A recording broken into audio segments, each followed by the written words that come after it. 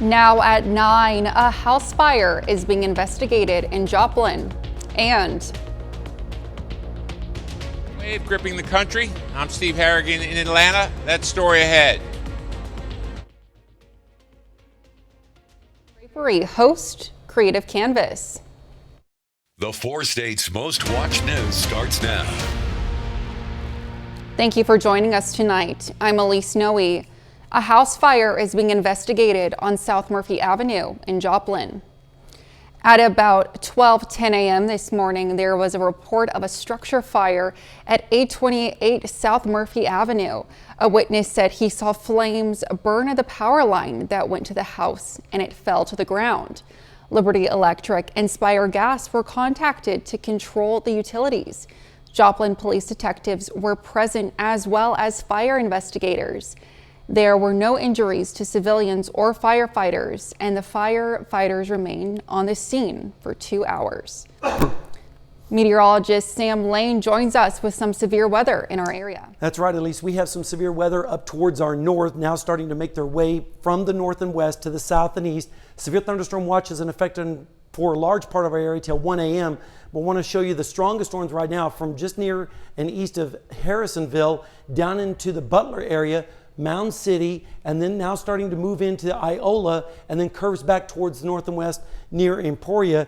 And looking at the velocities here, the strongest winds right now are just now approaching Mound City in the community around Paris and also around Blue Mound, and also some pretty strong winds just south and west of Garnett, north of Welda. All of this is moving to the south and east, so folks in our northern counties, just be prepared for the next couple of hours to have strong damaging winds and the possibility of some hail. And we're going to, of course, keep you an update on the weather situation as we go through the overnight hours, as well as the watch is in effect for our region until 1 a.m. Back to you, Elise. Well, we'll check in with you soon. Thanks, Sam. As a scorching heat wave grips the U.S. this summer, experts say some communities are at a much higher risk of danger and even death from the stifling weather. Fox News correspondent Steve Harrigan has that story. As temperatures soar across the country this summer, many are making an effort to stay out of the sun. Getting out super early, not really going out between like 11 and 4. But for millions of Americans, staying indoors does not provide much relief. According to one study, about 1 in 10 households has no air conditioning. In the extreme heat, that can be a matter of life and death. In Phoenix, the high topped 110 degrees for nearly 1 month straight.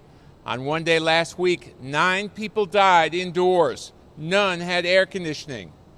The issue is most pressing in poor neighborhoods and communities of color, where there's more pollution and less tree cover. Long uncovered stretches of asphalt and concrete can actually raise the air temperature by several degrees. The Inflation Reduction Act set aside billions for tax credits and rebates for households to install energy-efficient cooling systems. But some of those are still not yet available, and those that are can be prohibitively expensive. Those left to endure the brutal weather say it's a crisis that's getting worse. But I don't want to believe that this government and these leaders think that my kids are not worth it. And your kids are not worth it. Our children aren't worth it. And we're worth it to bring a better future. According to federal data, heat kills more people than any other natural disaster. In Atlanta, Steve Harrigan, Fox News.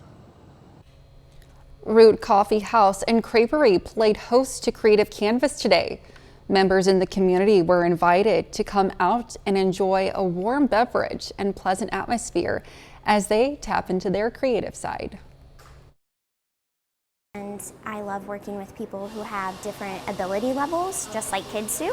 So I'm able to take what I do with kids and kind of apply it to some adults who might be nervous.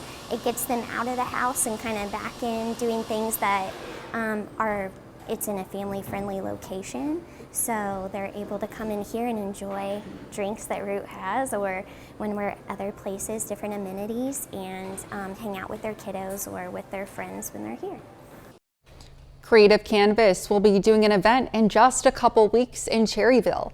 And if you're interested in a cup of coffee, the Root is open Monday through Saturday from 7 a.m. to 6 p.m. and Sunday from 9 a.m. to 6 p.m. The Biden administration is launching a website for its new student loan repayment plan. The new approach comes weeks after the Supreme Court rejected the president's effort to wipe out student debt for millions of borrowers. Students can access this website now during the trial period and apply for the new program. The website will be fully functional next month.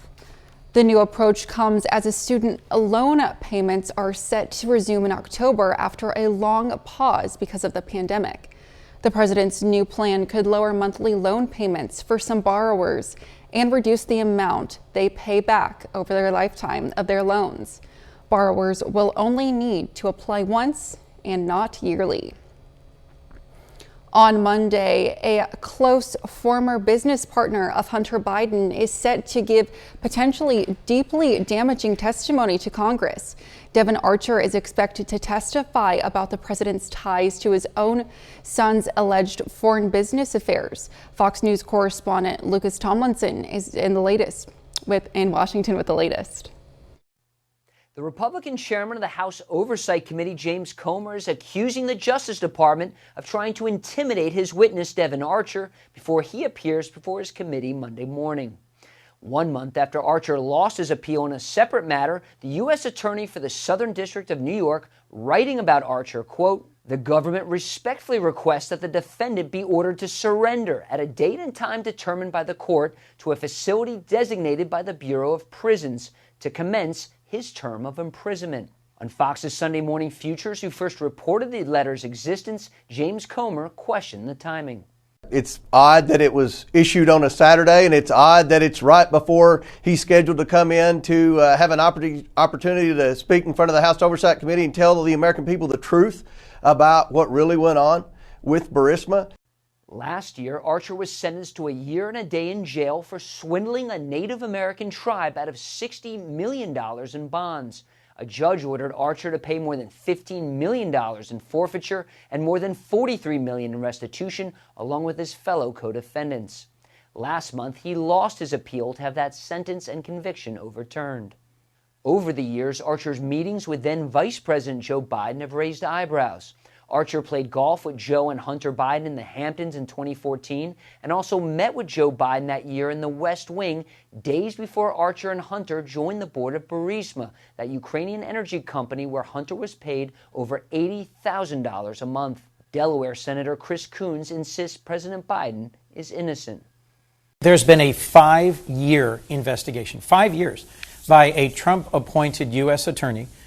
This investigation started during the Trump administration, and they've come forward with not one shred of evidence tying President Biden to any of this.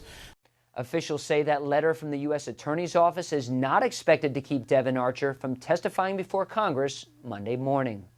In Washington, Lucas Tomlinson, Fox News. Next, a new study suggests kids who watch too much TV could face issues later in life. Scientists are saying that too much TV watching for kids affects their metabolism in their adult years. A study done by a New Zealand university says TV watching in younger years can cause metabolic syndrome in adulthood. Metabolic syndrome covers a variety of problems tied to excess body fat, heart disease, diabetes, strokes, and more. The research shows that watching lots of TV between ages 5 to 15 increases the chances of having metabolic problems at age 45. Researchers say TV viewing is a low-energy activity that replaces physical activity and sleep quality. Americans will soon have another over-the-counter version of naloxone to combat the ongoing opioid overdose crisis. The Food and Drug Administration approved Revive, which is the third over-the-counter version of naloxone that is the antidote used to reverse the effects of an opioid overdose. According to the FDA, there were more than 105,000 overdose deaths in the 12 months ending in February of this year. Many of them were driven by illicit fentanyl. Meteorologist Sam Lane is next with a complete look at the forecast. And later, lightning sets an apartment building on fire.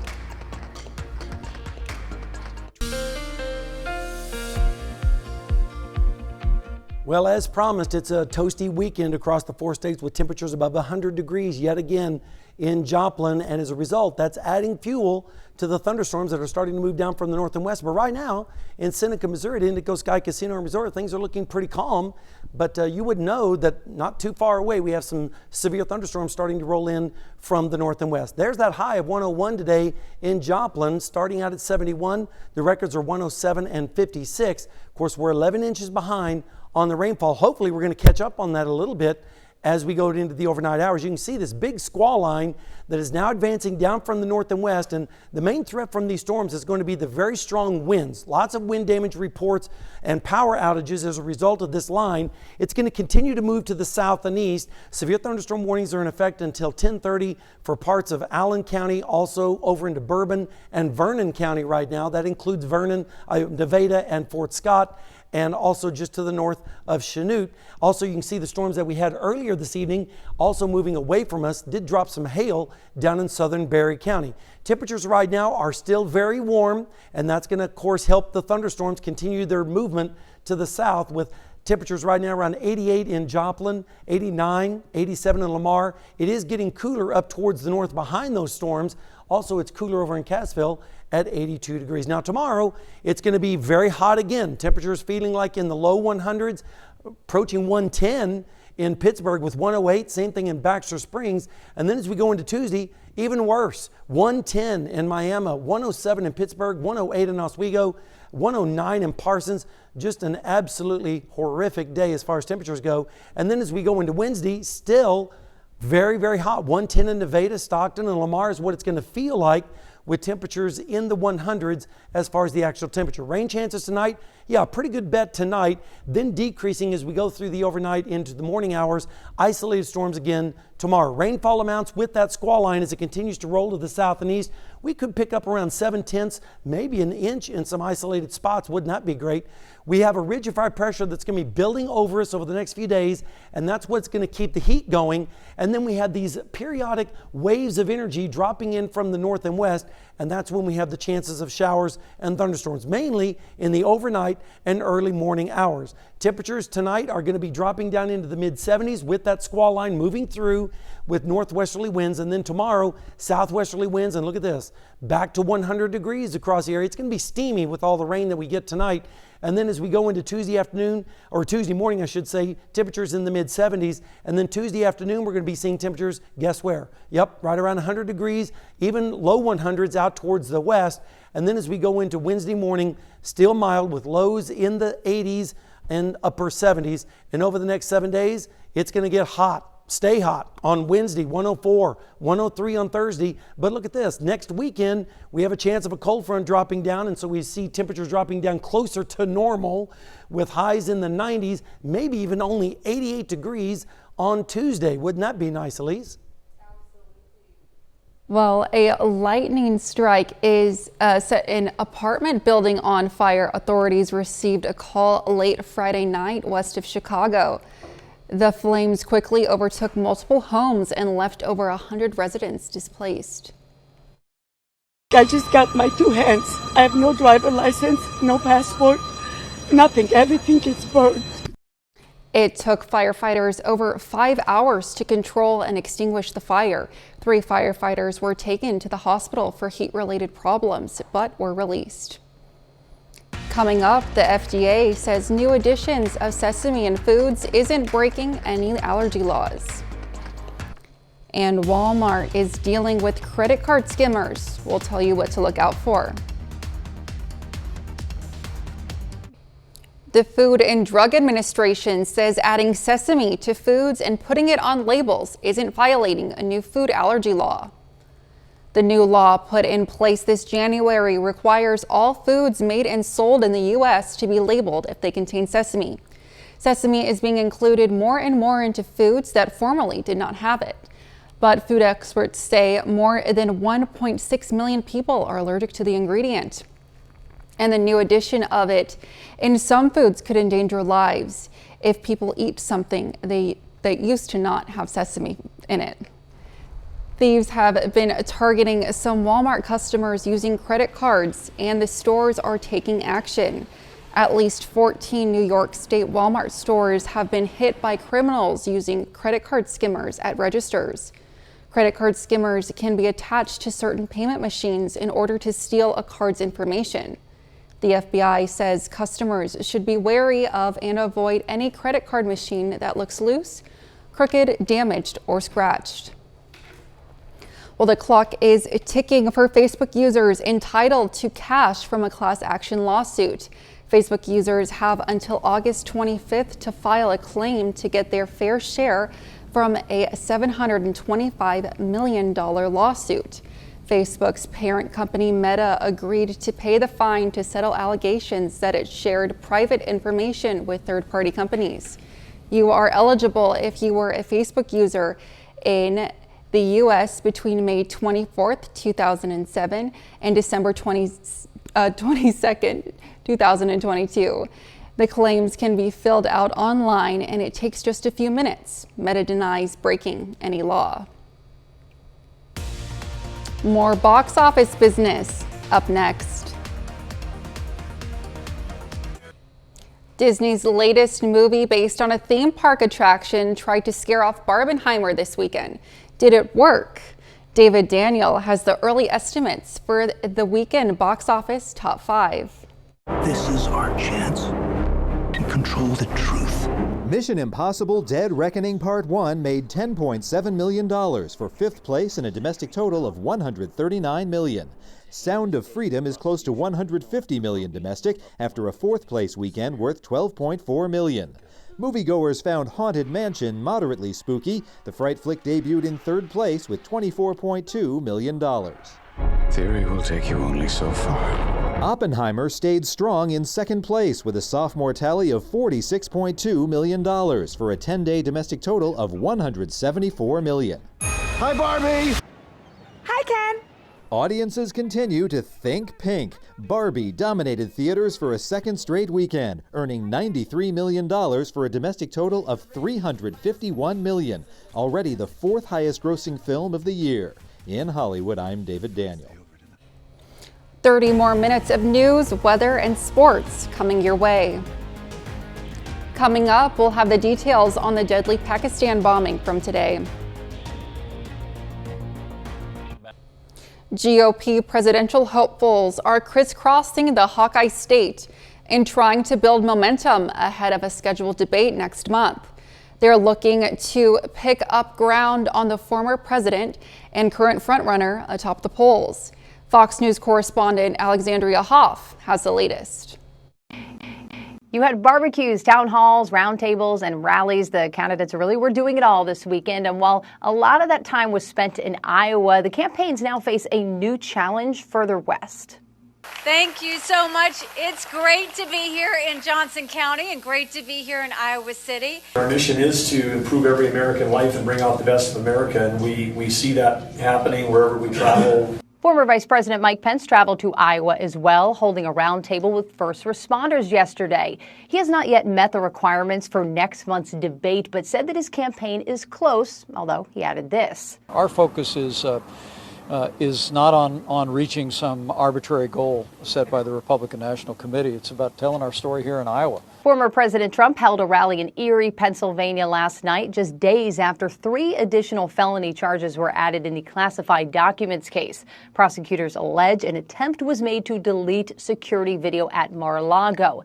Trump denied this in a Truth Social post today and sounded off last night. They're not indicting me, they're indicting you. I just happen to be standing in their way. What you're witnessing is a continuation of the single greatest witch hunt of all time. The former president slammed Florida Governor Ron DeSantis in his remarks as well. And in a statement, the DeSantis campaign told Fox News this, quote, Trump has spent over $60 million this year on 2 things, falsely attacking Ron DeSantis and paying his own legal fees, not a cent on defeating Joe Biden. And how candidates spend money in California in particular may have to be reassessed. A new rule by the state's Republican Party awards all 169 delegates to whichever candidate gets 50% of the March primary vote. Some feel that this takes away the incentive for most candidates to campaign in less populated parts of the state, if at all. In Washington, Alexandria Hoff, Fox News. Meteorologist Sam Lane joins us for another look at severe weather. All right, thank you very much, Elise. Yeah, we've been monitoring the line of thunderstorms up towards the north that's now starting to move into the northern parts of our viewing area. Severe thunderstorm warnings in effect for a large part of southeastern Kansas and southwestern Missouri. Let's zoom out a little bit and show you a little bit wider view. Now we have Crawford County and Barton and as well as Dade County under severe thunderstorm warnings, as well as Cedar County. That's because this squall line is moving towards the south, producing some damaging winds. How fast are the winds? Well, let's take a look and show you some of the strongest velocities right now are near Ridge Hill, right on the border there of the county from Vernon County up into Butler County, just north of Metz. And also sometimes you can get a little spin ups along the leading edge of these squall lines, much like when you move your hand through water, you get these little vortices or these little whirlpools. Same thing going on here, where you have these strong winds blowing out of the thunderstorms, and sometimes they will spin up into something that could be damaging with some damaging winds. And then as you look down towards the south, this front goes all the way down to Fort Scott and now starting to approach Pawnee. Of course, we're going to keep an eye on this and have more details in the forecast when we come back in just a little bit. Elise? Thanks, Sam. We'll see you soon. A Russian missile attack in northeastern Ukraine has left at least 2 people dead and 20 others injured. Officials in Ukraine say a 4-story vocational college was hit on Saturday. Dormitories and classrooms were damaged by the strike and then caught on fire. This, as Russian authorities say, 3 Ukrainian drones were launched into Moscow early this morning, damaging office buildings. Officials in Russia reporting 1 person injured. At least 40 people were killed and 150 wounded after a suicide bomb exploded at a political rally in Pakistan today. We want to warn you, the following footage of the aftermath is disturbing. It happened in a district that borders Afghanistan at a rally for a hardline cleric and political leader. Pakistan's president and prime minister have condemned the attack. Fox News correspondent Trey Yingst has the story. More than 40 people were killed and 150 injured after a bomb went off at a political rally in Pakistan. The attack took place in the northwestern part of the country at an event for the JUIF political party. Reports indicate more than 500 supporters had gathered under a tent when the explosion took place. Video from the scene shows ambulances carrying away the injured as some were airlifted to a local hospital. A district health official indicated the death toll could increase.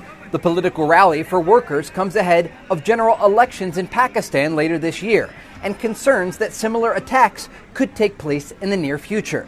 A senator from the JUIF party told the Guardian newspaper, quote, "We condemn these brutal attacks on our workers and leadership as general elections in Pakistan are approaching. The militants are creating fear and started targeting political gatherings." One local leader from the conservative JUIF party was killed in the blast. No group has taken responsibility for the bombing, but the local Pakistani Taliban, known as the TTP, often operates and conducts attacks in this area near the border with Afghanistan. Now, Afghanistan's Taliban, that controls the neighboring country, released a statement condemning the attack in Pakistan on Sunday. Pakistan's general election is set for October. Security officials in Islamabad are expected to increase readiness across the country ahead of that vote. In Jerusalem, Trey Yingst, Fox News. Still ahead, the Pittsburgh women's basketball team heads overseas. And a new survey tells us how many Americans believe in angels.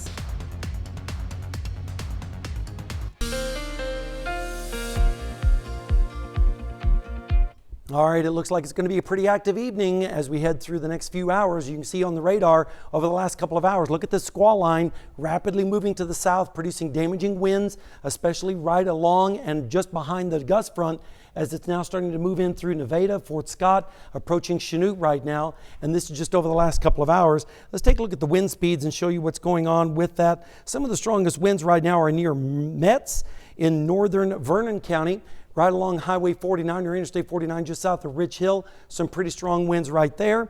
And then if we go back a little bit further to the south and west, you can see some strong winds also just to the west and southwest of Fort Scott, moving into Pawnee. And then these extend on back down towards Stark. And of course, the warnings go until about 10:30 this evening. And let's take a look at the spectrum width, and you can see that this is basically a product that shows us wind shear, and you can see that the greatest amount of wind shear is just west of Nevada. So Nevada, get ready, it's getting ready to move in right through Fort Scott, and then extends back down towards just to the south and west of Chanute, also blowing pretty strongly right now in Iola. And if we take a look right now at Indigo Sky Casino and Resort, things are looking pretty calm. Nothing really going on right now, but it's going to be changing over the next couple of hours, even down in that area. So be on the lookout. We made it up to 101 today in Joplin, which was pretty toasty and pretty close to the record too. 107 back in 1986. The low was 71. Of course, we were way above on the excuse me, on the averages, and rainfall we're still way behind for the year. Here's a take a look at the temperatures right now. They're starting to cool off behind the storms. 86 in Iola, 93 still in Nevada. So you can see that there's plenty of energy ahead of this squall line as we go through the overnight and evening hours.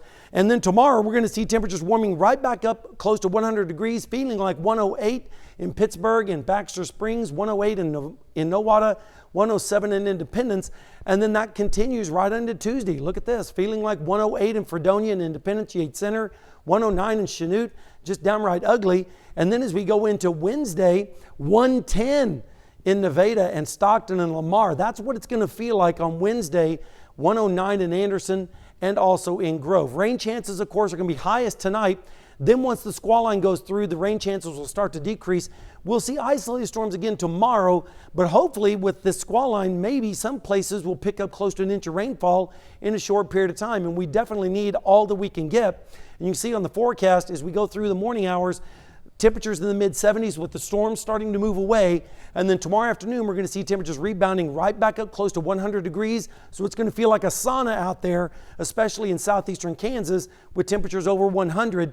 And then as we go into Tuesday morning, lows in the 70s. And then Tuesday afternoon, you guessed it, a carbon copy, temperatures in the low 100s. This is the actual temperature, 104 in Parsons, 102 in Chanute, around 100 in the Joplin Metro. And then as we go into Wednesday morning, lows in the upper 70s to right around 80 degrees. And the heat just continues for your Wednesday, 104 in the afternoon, 103 on Thursday. Finally, we get a front dropping through on Friday, and that increases our rain chances, especially as we go into Sunday, and then keeping the rain chances going into Monday and Tuesday with, look at that, only 88 degrees for your high on Tuesday. So it's going to be a pretty active evening tonight. You'll definitely need to stay tuned and keep advised. We will keep an eye on the radar, and if anything changes on that, we'll be sure to let you know. Elise? Absolutely. Stay safe, everyone. Well, coming up in sports, the Royals and Cardinals completed some big trades earlier this afternoon. Plus, the Pittsburgh State women's basketball team is ready for their overseas trip to Spain. Brock Baldridge will have the story next in sports.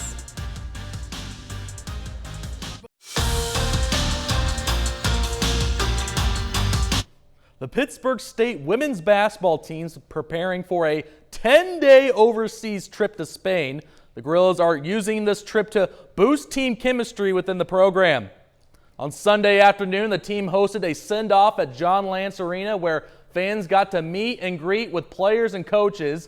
The team is scheduled to arrive in Madrid, Spain on August 1st. The Gorillas will play 2 games there, then travel to Barcelona for another game. Pitt State doesn't return back until August 10th. Head coach Amanda David is using this opportunity to help the team grow. No, I think just the girls getting to connect with each other as we go across overseas, study abroad type of situation where they're going to get to explore a whole new world, and they get to do that together. And just the stories that they should have, for the year should be a lot of great bonding experience. And so I think, just kind of getting lost in a day and having a couple hours to explore, a different culture is really what I'm looking forward to the most. I'm excited just to be in Spain, like going over the country. That's just wild, and getting to bond with the teammates. For me to be a freshman and getting to go to Spain my first year is like unbelievable. So I'm excited to go to Spain, tour around, and play some games and win some games. I'm excited to tour around Madrid and Barcelona. I've seen pictures of those places, and I know they're real pretty. So just going around and exploring Spain is going to be fun. And the Kansas Jayhawk Community College Conference hosted their football media day in Wichita on Friday. Coaches got a chance to speak about their programs. It also means that the coaches poll came out and it was released to the media. So here is the 2023 Kansas Jayhawk Community College Conference coaches poll for this upcoming football season.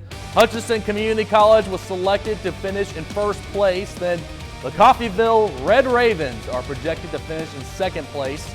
Butler County in there at third, Garden City at fourth, then Independence Community College in there at fifth place, Dodge City at sixth, and then Highland Community College rounds out the list in last place. The Kansas City Royals and the St. Louis Cardinals were in action this afternoon. A handful of players got to spend the final weekend with their team before being traded ahead of the MLB trade deadline. Royals versus Twins at Kauffman Stadium, no score. Bottom of the second inning, Freddie Fermin, that ball was fulminated. Solo home run, Royals lead 1-0. Next inning now, Minnesota's Matt Wallner says, right back at you.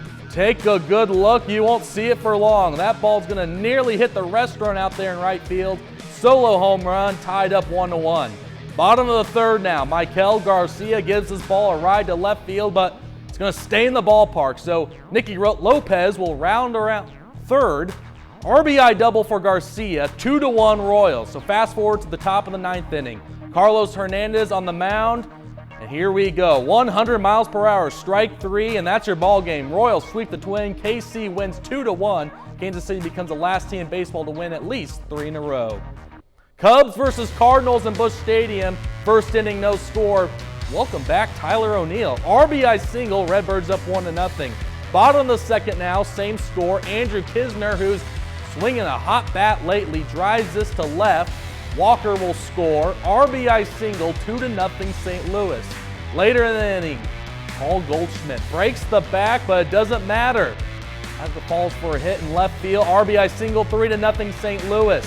So to the top of the sixth now, same score, Nolan Arenado showing off that golden glove of his. Throws to first, wow, what a play. Makes it look so easy. St. Louis avoids the sweep. Cardinals win it 3-0 over the Cubs.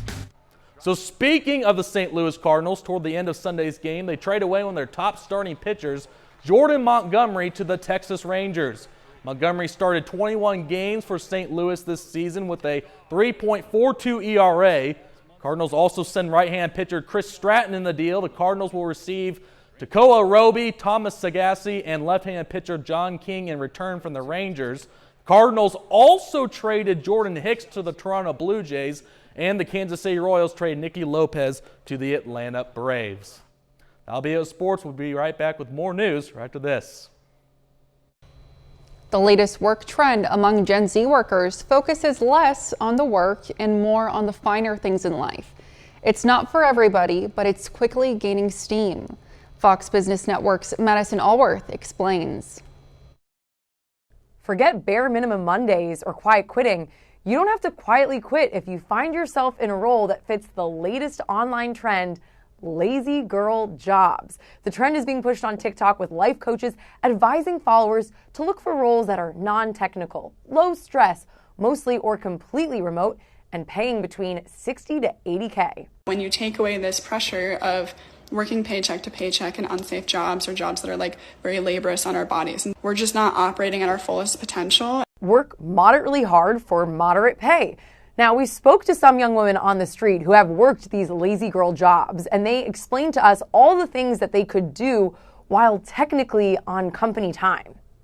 Going on like walks, going out places, getting food, going shopping, just, I don't know, just like daily, day-to-day things that I needed to get done that if I was working a job where I didn't have the flexibility to do that I wouldn't be able to do it. Do yoga and like go out for walks and just like do little random things, like whatever seemed fun that day. A big goal is to avoid anxiety and stress at work, but it turns out that remote work might not always be as chill as you think. One study out of the University of Chicago showed that remote workers saved on their commute an average of 72 minutes. Nice! But then those same workers devote an extra 30 minutes of that time to work. So by the end of the week, you're giving your employer an extra 2.5 hours of work for the exact same pay. Now, I do want to say the two girls we interviewed on the street for this story, they say they've actually given up their lazy girl jobs, their lazy girl lifestyle, and they're currently pursuing careers in education, both working right now as substitute teachers. So as much as they loved their lazy girl jobs, they clearly were willing to give them up. I don't know exactly what that means. Maybe there's some hope for the youngest generation. I'll send it back to you guys. A new poll has found that almost 70% of Americans believe in angels. The survey was conducted by the Associated Press and the NORC Research Center. It found almost 70% of Americans believe in angels, even if they rejected organized religion. Fewer of the respondents, 56%, said they believe in the devil. The poll also found angels have more credibility with American adults than the concepts of astrology, reincarnation, and the belief that physical things can have spiritual energy. Jack Groger, a chaplain for the Los Angeles Angels, said this survey indicates people are yearning for something greater than themselves that's beyond their own understanding. Up next, a new way to get your pizza pie. DiGiorno's could deliver you on-the-go pizzas through vending machines soon. The large vending machines have a commercial-grade oven and store frozen 10-inch thin-crust cheese and pepperoni thin-crust pizzas. They cook in 3 minutes for currently $9. Nestle reported that they estimate future locations could include college campuses, home improvement stores, and sports venues. How about the KOAM break room? Right, yes, especially. I think we need one in our break room. Absolutely. We have a severe thunderstorm watch that's in effect for our area until 1 a.m. We have warnings currently in our area. Of course, we're monitoring it very closely. We're mainly concerned about the possibility of damaging winds. And then as we go into tomorrow, you can see the showers and storms will be moving away, and we're going to be heating up. 104 by Wednesday afternoon, 103 on Thursday, and then finally some cooler weather as we head towards next weekend with another round of showers and thunderstorms possible with temperatures in the 90s and even upper 80s. Can you believe it? Wow. Make sure you stay safe out there. Yeah. Well, that's our time for tonight. Thank you for joining us. We'll leave you with a video of some pups cooling off in the summer heat. We'll see you back here next time. Thanks for making us part of your night.